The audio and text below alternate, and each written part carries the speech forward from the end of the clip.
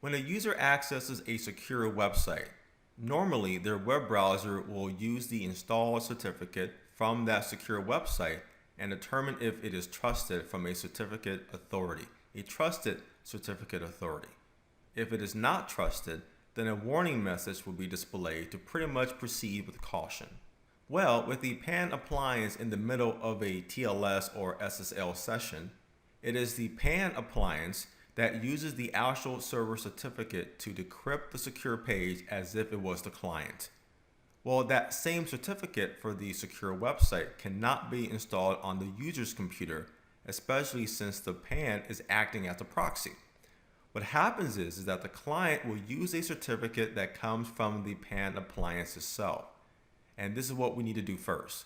We need to create a certificate that will be used for our internal clients when accessing secure sites that require decryption from the firewall. This must either be a self-signed certificate, or you can use an enterprise certificate authority that exists on the inside of your network. Now, using a public certificate authority will not work. In our configuration, we will generate a self-signed certificate. Then we will manually install this cert into our client's web browser to trust any secure site that the PAN appliance will decrypt. But first things first, let's go ahead and create this local certificate.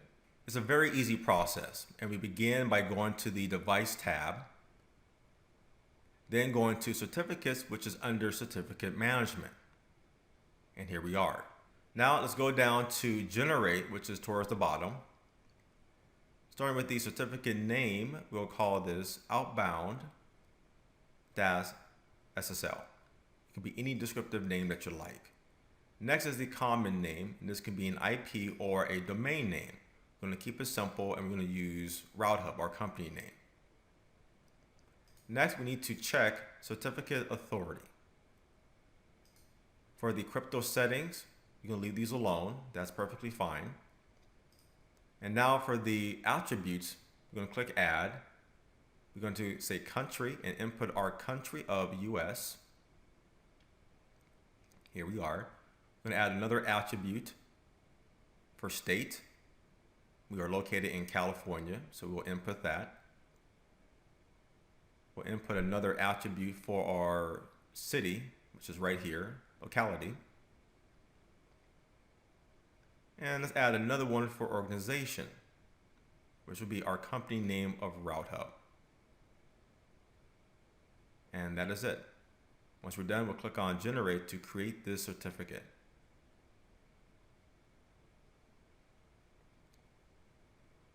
Great, it has been generated successfully.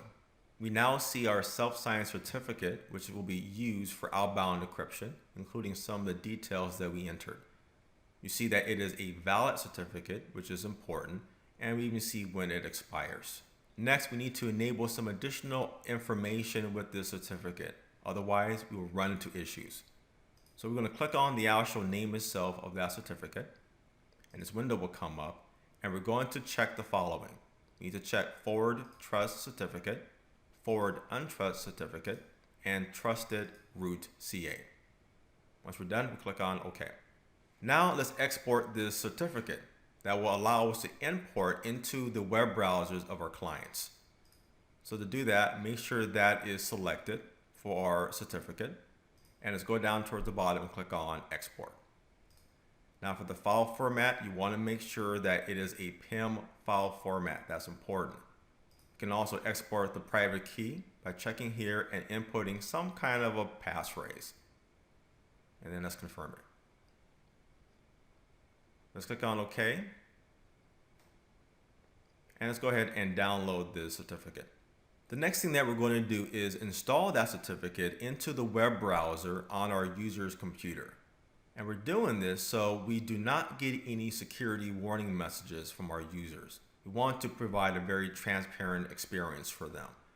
So we could do it manually, which is what we're going to show you, or you can use group policies that can automatically add it to all your web browsers within your organization. Let's bring up our user computer, and we're going to do this using the Mozilla Firefox browser. Let's open that up now. Okay, so now let's go to Options, which is right over here. Let's go to the Advanced tab, which is on the far right. Let's go to Certificates tab. Then let's go to View Certificates. Okay, so here you want to make sure that authorities is listed, and these are all the certificate names or certificate authorities that are trusted from the browser. We're going to add our certificate to be one of those trusted authorities. Let's click on Import,